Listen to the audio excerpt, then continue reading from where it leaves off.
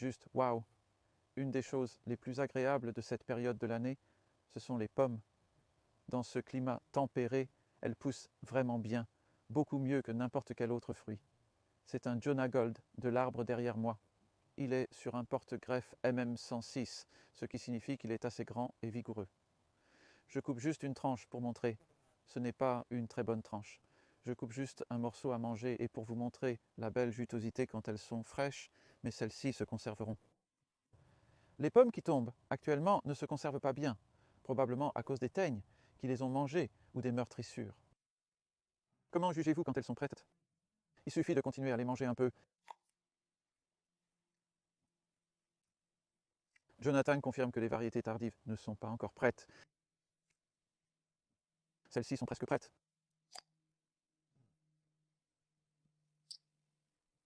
Je veux te montrer ça parce que, d'accord, c'est juste un tas de copeaux de bois. C'est pour démontrer deux choses. Un, il est tout à fait acceptable d'utiliser du bois de conifère dans votre jardin. Les gens disent que c'est trop acide, ça a un bel arôme de conifère. Ceci a été livré il y a seulement 3 à 4 jours. Et le pH du sol reste inchangé, c'est l'essentiel. Il y a beaucoup de fausses déclarations en jardinage et c'est l'une d'entre elles. Donc quand c'est vert comme ça, nous l'avons en fait arrosé ce matin parce que cela aide le copeau de bois à se dégrader. Je veux en fait que cela se décompose. Je ne ressens pas beaucoup de chaleur là-dedans en fait, principalement parce que nous l'avons arrosé, mais aujourd'hui c'est lundi et cela a été livré vendredi, désolé. Et cela a été livré vendredi. Donc déjà en fait, vous pouvez voir qu'il commence à se dégrader un peu, mais qu'en un an, il peut être comme ça. Et c'est ce que je veux, c'est ce qui m'intéresse. Mais cela, nous l'avons déjà tamisé. Donc ce que je fais, c'est avoir un tamis autonome comme ça. Le copeau de bois que vous tamisez, s'il est assez vieux, sauve d'environ 8 mois en fait, avec une chaleur comme vous venez de voir. Et vous jetez simplement des choses à l'avant. Et vous pouvez voir les choses plus fines. 12 000, en fait, c'est un demi-pouce qui tombe à travers. Donc c'est une sorte de manière beaucoup plus facile de tamiser. Vous pouvez acheter un de ces tamis en ligne, mettre un tamis à fil autonome, et vous pouvez voir comment les grosses choses ne passent pas, ou la plupart d'entre elles. De toute façon, certains morceaux longs passent, mais les choses grasses ne passent pas. Et cela vous donne ce beau matériel. Et il pourrait y avoir un peu de plastique, mais essentiellement, ce que je veux faire avec ça, c'est de le mélanger dans mes tas de compost. Comme le brun, les 20 à 25% de brun en volume. Et maintenant, nous allons continuer le reste du jardin. D'accord, donc c'est une carotte sans creuser. C'est une qui avait été dans le sol plus longtemps que d'habitude. Je l'ai juste laissée pour voir. Vous savez, comment est-elle? Combien de temps va-t-elle durer? Ce n'est peut-être pas le plus long, mais vous pouvez voir beaucoup de nourriture ici. Elle est juste fourchue un peu en bas et ce n'est pas creusé, donc voyez comment ça s'est enfoncé. Il y aurait une racine plus fine assez loin en dessous de cela aussi. Le non-creusement est juste incroyable car il conserve la fertilité. Et vous pouvez faire pousser n'importe quoi, quel que soit le compost que vous mettez. Donc cela a eu du compost fait maison en décembre dernier et voici les restes. Les copeaux de bois que je viens de tamiser contiennent encore de petits morceaux persistants. Certains passent à travers le tamis et ainsi de suite. Ils maintiennent un peu de structure dans le tas de compost et vous pouvez faire cela. Les carottes sont excellentes pour la même quantité de compost. Vous n'avez pas à réfléchir à l'avance lorsque vous étalez votre compost cet automne. Que vais-je faire pousser l'année prochaine? Nous mettons la même quantité sur tous les lits. Et on dit traditionnellement que les carottes sont des mangeuses légères. On dit qu'ils sont de gros mangeurs, mais c'est faux. En fait, ils poussent tous dans un sol sain et riche, avec un peu de compost ou de matière organique. Mais dans les climats humides, le compost est préférable car il n'attire pas autant de limaces. Nous avons donc mis les choux de Bruxelles entre les carottes le 18 juin. C'est il y a 3 mois, en juin, juillet et août. Les carottes finissent en un mois et les choux de Bruxelles poussent. Nous aurons une belle récolte de ceux-ci. Ce sont Bridget, semées le 8 mai. Je cherche donc toujours à avoir des plantes prêtes à combler les vides et aussi à planter là où il n'y a pas de vide. Comme ici, ces céleri raves ont été plantés le 10 mai. à partir d'un semis vers l'équinoxe de mars et ils sont entre l'ail. Il y avait donc des rangées d'ail et j'ai creusé des trous entre l'ail. Adam a mis les petites plantules de mes cellules de module CD et elles ont juste poussé régulièrement. Ils ne sont pas les plus gros, mais ils ont l'air corrects. Et je pense que si le temps reste doux pendant encore 6 semaines, ils peuvent potentiellement doubler de taille à partir de cela. En partie parce que je vois que les feuilles sont toujours d'un beau vert foncé. C'est un très bon signe. Ils n'attrapent pas la septoriose, donc je ne les défeuille pas trop. Donc déjà 2 récoltes là. Tous ces lits sont la deuxième plantation. Donc nous avons des carottes qui suivent, laissez-moi bien comprendre. Ils ont suivi les pois. Ensuite, il y a eu des haricots verts après le chou et le chou-fleur, de la laitue après les oignons et du fenouil après la laitue. C'est donc juste un exemple de culture en succession, de seconde culture, que vous pouvez faire sans ajouter de compost supplémentaire sur le sol. Donc cela, le compost est ajouté annuellement, c'est ce qui en fait sa beauté. Le compost conserve ses nutriments tout l'hiver. Vous êtes prêts pour le printemps? Donc avec l'année difficile que nous avons eue en pensant au printemps prochain, c'est le moment de penser au printemps prochain. Ne vous laissez pas abattre par les difficultés rencontrées cette année. Je sais, c'est déchirant parfois, tout a été mangé ou quoi que ce soit. Soyez conscient des éventuels nuisibles. Pour que par exemple vous n'ayez pas cela qui se produit, et c'est un chou perpétuel que j'ai en fait, qui pousse à l'extérieur de ma porte d'entrée de l'autre côté de la maison. Et regardez ce qui se passe. Nous n'avons pas mis de Bacillus thuringiensis, une bactérie du sol. C'est juste une bactérie du sol que vous pouvez acheter à Dipel sur eBay par exemple. Et c'est ce qui a aidé ces choux-fleurs à ne pas être mangés de la manière dont cela a été mangé. C'est juste que je l'ai apporté ici juste pour vous montrer le contraste. Vous savez, si nous n'avions pas vaporisé un peu de BT sur cela environ 3 fois, jusqu'à présent, à peu près à des intervalles de 20 jours, varie un peu depuis mi-juillet, bien que ceux-ci ne soient en fait entrés que le 4 juillet, donc ceux-ci n'ont eu que 2 vaporisations, donc ils avaient un filet, comme vous pouvez le voir sur les épinards là. J'utilise beaucoup de couvertures en maille. Cela aide vraiment à éloigner les nuisibles lorsque les plantes sont tendres et petites. Et le maillage est principalement là contre les éventuels lapins. Il pourrait être enlevé maintenant, en fait il sera enlevé cette semaine et ce sera alors parfait pour cet épinard qui pourrait être incroyable. Semé en août. Prenez note de celui-ci et en fait je veux juste vous montrer le chou-fleur ici. Je viens de réaliser que je voulais le faire parce que cela vous donne une idée de, vous savez, ce sont des choux-fleurs violets, de vraies graines en fait. Et donc ils ont été semés au milieu de juin, transplantés ici le 4 juillet. Vous savez, ces timings sont assez importants alors que nous passons la mi-été en venant vers l'automne. Le brocoli âgé pourpre aime aussi les paquets de graines qui vous disent de semer cela en avril, souvent en mai. J'attends jusqu'à la mi-juin et c'est à peu près à ce moment-là que ceux-ci ont été semés, transplantés à nouveau début juillet après les fèves. Donc vous pouvez obtenir une première récolte avant de cultiver vos plants de brocoli pour le printemps prochain. Ils sont donc prêts. Récolter en mars et avril prochain, donc toujours penser à l'avance et surveiller toujours les mauvaises herbes. Donc cette zone était massivement remplie de liserons des champs, Convolvulus alvensis pour être précis, c'est du liseron des champs, très vigoureux, des fleurs roses de faible croissance qui prendront le dessus si vous le laissez faire. Nous continuons simplement avec la truelle, nous continuons à enlever, mais nous faisons le paillage initial qui réduit la vigueur, donc beaucoup de cela était du carton sur les mauvaises herbes avec du compost dessus. Et vous pouvez encore voir un peu de liseron comme ici par exemple. Je n'ai pas ma truelle sur moi, mais il se peut que certaines parties se détachent et j'aime en sortir plus si je peux. Et cela affaiblit la vigueur de la racine mère qui envahit toujours par le bas. Donc une autre façon de faire cela, et plus rapidement qu'en utilisant du carton.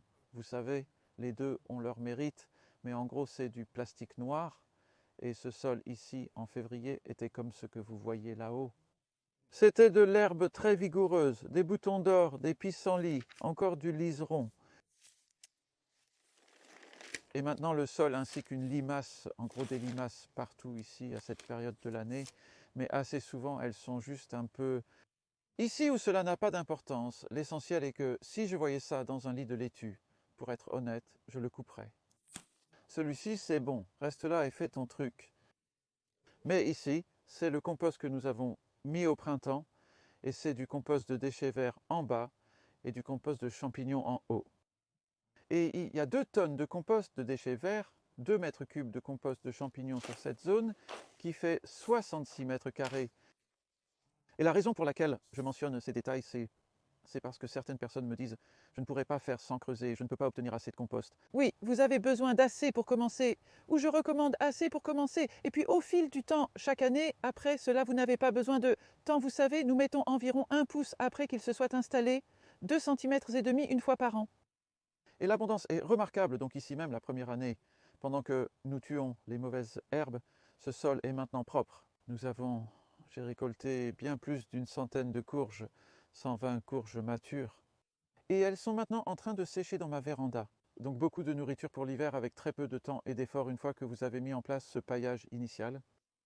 Et ensuite, une fois que le sol est bien plat, ce que nous avons bien fait l'année dernière, c'était d'utiliser une pelle en plastique parce qu'elle trouve l'interface entre le compost de surface et la semelle ferme en dessous, ramasser le compost et le mettre sur le lit. Donc les chemins 16 pouces, 40 cm, les lits 4 pieds, 1,2 m.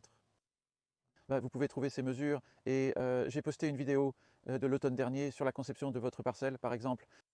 Le chemin est légèrement plus bas, les lits sont légèrement surélevés, sans avoir besoin de côtés en bois.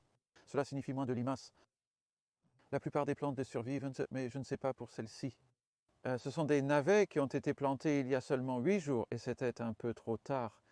J'ai légèrement raté le coche pour la date de semis de ceux-ci. J'avais en tête de semer plus tard que l'année dernière parce qu'ils sont arrivés trop tôt l'année dernière. Vous savez, l'automne peut être délicat, mais ceux-ci, je les ai bien réussis. J'ai en quelque sorte écrit dans mon sang que la roquette, un très bon moment pour semer, est la première semaine d'août et nous avons déjà cueilli ce lit 2 fois. Vous pouvez voir à quel point ces plantes sont vraiment bien établies. Elles vont continuer à récolter tout au long de l'automne. Elles ont vraiment l'air bien pour ça. Je suis content de celui-ci et je garde encore du grillage, des lapins juste au cas où, mais aussi des papillons, des altises. Nous les vendons dans ma salade, donc ils doivent avoir l'air parfait. À cette période de l'année, vous n'avez peut-être pas besoin de grillage à la maison, ou vous pourriez simplement utiliser de la polaire sur le dessus. Ça fonctionne vraiment bien aussi. Et ceux-ci n'ont été cueillis qu'une fois semés un peu plus tard. Beaucoup de brassicas sont donc bons pour l'automne. Et en fait, en tournant de ce côté, vous pouvez voir différentes dates de semis et de plantation. Comparer la taille des plantes est intéressant, comme elles étaient celles d'entre deux. Ils ont été plantés le 4 juillet. Cela fait donc 2 mois et demi. C'est du brocoli violet cendre pour l'hiver. Nous en avons déjà beaucoup cueilli. Ceci serait énorme si nous ne les avions pas cueillis, mais ils ont une énorme récolte de bleu éblouissant, et de choucal cavolonero, et ils ont été plantés le 10 juin, alors que ces plantes, qui sont impressionnantes, continuent de m'étonner en fait. Ils ont été plantés le 18 juillet. C'est du chou de Savoie pour la fin de l'automne, et aussi du chou des Balkans pour la récolte en octobre-novembre. Donc je me sens vraiment bien approvisionné pour l'hiver. Je mentionne le chou chinois car certains se demandent peut-être comment ces plantes survivent sans dégâts de limaces. Je me demande parfois la même chose. Éviter de creuser aide, mais on peut quand même voir des dégâts de limaces par endroits. En fait, cette extrémité est bien meilleure que l'autre. Les limaces causent de nombreux dégâts. Waouh! Vous savez, ce n'est pas que ce jardin n'a pas de limaces, mais avec les limaces, ne pas creuser pour la vigueur des plantes, planter au bon moment, utiliser parfois des couvertures, aide les plantes à être plus fortes. Vous savez, ils peuvent résister aux limaces jusqu'à un certain point et ces courges sont entrées 17 mai, et même si c'était un printemps assez frais, ils ont juste grandi fortement. Ils avaient de la polaire cependant, pendant les 2 ou 3 premières semaines. Cela a de nouveau fait une différence. Nous avons mis de la polaire il y a quelques jours pour protéger contre la légère gelée, et je l'ai enlevé hier. Je suis vraiment heureux de voir que ceux-ci seront récoltés dans environ 2 semaines. J'essaie une couverture ici sur les poireaux contre le mineur de feuilles d'allium. Beaucoup de mes poireaux que je n'ai pas couverts cette année. Je n'aime pas utiliser des couvertures plus que je ne dois. Vous savez, c'est un autre travail pas si bien, mais je pensais qu'avoir au moins un lit couvert serait une comparaison intéressante. Et puis j'ai mentionné ces composts pour que je puisse vous montrer brièvement, parce qu'il y a aussi des conseils ici que j'aimerais partager avec vous. C'est quand vous achetez du compost, comme celui-ci, c'est du compost de déchets verts. Il provient du partenariat pour les déchets de Somerset, notre fournisseur local. Ils ne franchissent pas la limite du comté au Royaume-Uni. étrangement. Donc, vous devez trouver celui qui vend dans votre comté, mais le fournisseur local que Wally Watson livre à 45 livres la tonne. Et c'est du compost de champignons. Il a poursuivi, les champignons coûtent le double, mais c'est probablement aussi 2 fois meilleur, un compost vraiment excellent. Les deux ont leur mérite et sont bons, mais procurez-vous-les maintenant, surtout le compost de déchets verts. Il est souvent vendu chaud et fumant, ce qui semble bien, mais attendez, il n'est pas prêt à l'emploi. Alors, achetez-les maintenant et vous éviterez ce problème potentiel au printemps prochain parce que si vous faites un nouveau lit, surtout avec du compost frais et fumant, vos plantes n'apprécieront pas cela. Et il sera hydrophile, il ne le sera pas. Absorber l'humidité. Certains d'entre vous auront vécu cela ce printemps en utilisant du compost inconnu, vendu comme prêt à l'emploi, mais qui ne l'était pas. C'est simplement comme ça que ça fonctionne, j'en ai bien peur. Une autre solution à cela était évidemment de faire le vôtre, mais vous savez, pour faire le vôtre, vous avez besoin de beaucoup de matières premières au-delà de la base. Et vous pouvez faire un tas de compost comme celui-ci. Donc vous savez utiliser les déchets d'autres personnes et vous pouvez utiliser des matériaux gratuits pour faire un tas de compost, comme des palettes, 2 morceaux de fil à chaque coin. C'est tout ce que c'est. Pas de poteaux dans le sol ou quoi que ce soit. Mais une chose vraiment clé est de tapisser l'intérieur avec du carton. Le carton à l'intérieur retient la chaleur et l'humidité et ce compost n'a en fait pas été retourné. J'ai montré une fourche lors d'un cours l'autre jour pour illustrer son apparence. On peut voir quelques morceaux de bois comme ça, ce n'est pas grave. C'est en fait une bonne chose. Il retient probablement juste un peu d'air. Vous pouvez donc constater l'étendue de l'ouverture et c'est complètement mouillé. Si vous vous demandez si c'est trop humide, vous pouvez effectivement le presser comme ça. Et si vous voyez de l'humidité sortir, ce n'est peut-être pas bon signe. Si vous aviez du compost comme celui-ci, qui était vraiment mouillé et détrempé, je le répandrai dès que possible, car cela permettra à l'air d'y pénétrer. Tout ce qui lui manque, c'est de l'air, et c'est là que la fraction ligneuse est utile pour faire le compost. Cette zone regorge de plantes vivaces telles que la rhubarbe et les asperges. Et j'ai expliqué cela en détail dans une vidéo publiée il y a environ 1 mois à propos de cela, ce que j'appelle la nouvelle zone, que j'ai prise en charge récemment. Même ces asperges que j'ai plantées en avril 2021 en tant que couronne, dans un sol qui était plein de racines de liseron. Comme vous pouvez le voir dans notre vidéo sur la culture des asperges, j'ignorais si ça allait fonctionner. Je parie que ça a marché, mais grâce à l'élimination minutieuse du liseron subséquent, et c'est maintenant le 4e été et l'année prochaine, 2025, c'est bien ça? Oui, 25, je les cueillerai pour la première fois. C'est un bel exemple de culture intercalaire, donc de double culture, essentiellement pour gagner plus d'espace. J'avais des plants d'épinards et pas d'espace pour les mettre, alors je les ai mis entre les laitues. Ces laitues étaient en culture tout le temps, donc en enlevant les feuilles extérieures, comme ça, c'est votre récolte, disons, sur une base hebdomadaire. Il y a quelques dégâts de limaces, mais ça ira. Cela ouvre de l'espace pour la croissance hebdomadaire des épinards. D'ici mi-octobre, je m'attends à ce qu'ils ressemblent plus à ce que vous voyez au milieu, où c'était de la laitue plutôt qui a fini. Cette laitue, soit dit en passant, est soit l'une des deux, Maravilla di Verona ou Saragosse. Ce sont tous deux des types batavians, et je trouve qu'ils sont beaux à manger et qu'ils produisent pendant longtemps. Ils ne fleurissent pas très rapidement. Dans ce tunnel en polyéthylène, comparé à celui vu au début de la première vidéo de la tournée, regarde, pas de mildiou. Il pourrait y avoir en fait un tout petit peu. Je peux juste voir un petit peu là, tu sais. Mais ouais, ça pourquoi? Il s'agit d'une ventilation améliorée grâce à un tunnel de polyéthylène plus court. Il mesure 15 pieds de long au lieu de 42. Eh bien, il y a des leçons à tirer de cela. L'autre est génial à bien des égards, mais oui, il y a un peu de fléau là-bas. Cela pourrait être dû à la condensation du toit, et juste là où elle tombe, cela crée suffisamment de feuilles mouillées pour que les spores de fléau puissent se développer, mais cela ne se propage pas. La feuille semble merveilleusement sèche. C'est un bon signe. Vous pouvez voir de belles tomates ici qui poussent sur de très longues tiges que je continue à laisser tomber. Nous avons des tiges plus longues cette année que d'habitude. Je pense que cela a à voir avec le manque de lumière, mais vous savez, malgré cela, malgré tout ce que le temps nous a lancé cette année, il y a toujours une croissance vraiment forte, et c'est par exemple le radis pastèque qui a été planté il n'y a pas longtemps lors d'un week-end de cours que j'ai eu ici, et tout le monde en a planté quelques-uns, et c'était le 25e, 26e de août Donc il y a environ 3 semaines que ceux-ci ont été mis en terre en tant que jeunes plants. Et le treillis aide un peu, il fournit un peu de chaleur.